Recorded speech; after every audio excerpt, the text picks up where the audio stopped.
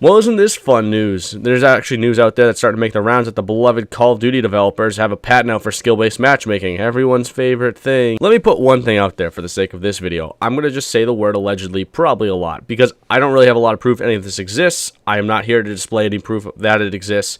I understand what we've seen, what we've heard, blah, blah, blah.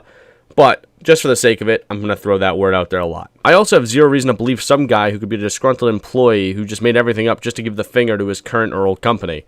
That being said, it's probably true. Sorry, probably allegedly truthful that Activision has some sort of system in place that matches you up with people based on your skill so that they can make money. Adding to what this system pertains to, allegedly, lesser skilled players are being placed in the lobbies with players who paid for various cosmetic items in hopes that those lesser skilled players would buy those kind of cosmetic items, that way they think it will make them better, or so that they can mimic that kind of play style. Which, if you ask me, sounds like a pretty pathetic idea, because why go through all this hassle to just make more money when in the end now you might just lose a bunch of money when people find out. But also this is all less surprising because after that whole supply drop fiasco, it became pretty clear that Activision loved money and they needed to find a new way to make money without that whole supply drop system. Well, I think this might be a good time to give my golden rule to microtransactions. Microtransactions are a great thing. They can help keep a game fresh, along with it keep your progression personalized to you.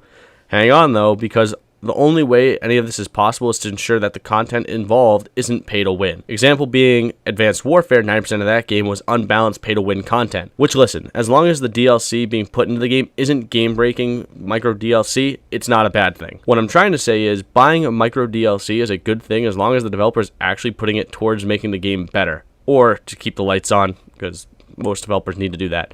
But on the flip side of that, if it's clear the developer's screwing you, like in the case of Call of Duty developers, making the game a lot more of a worse experience for the player base, then they're just caring about the money, well, you know what I say?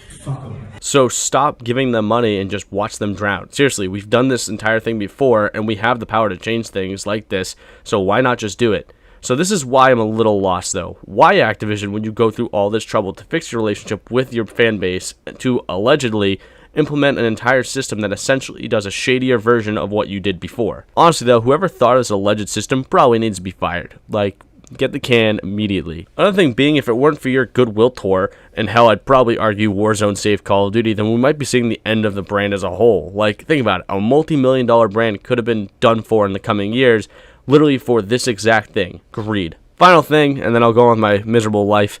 If all this turns out to be true, it needs to be addressed quickly.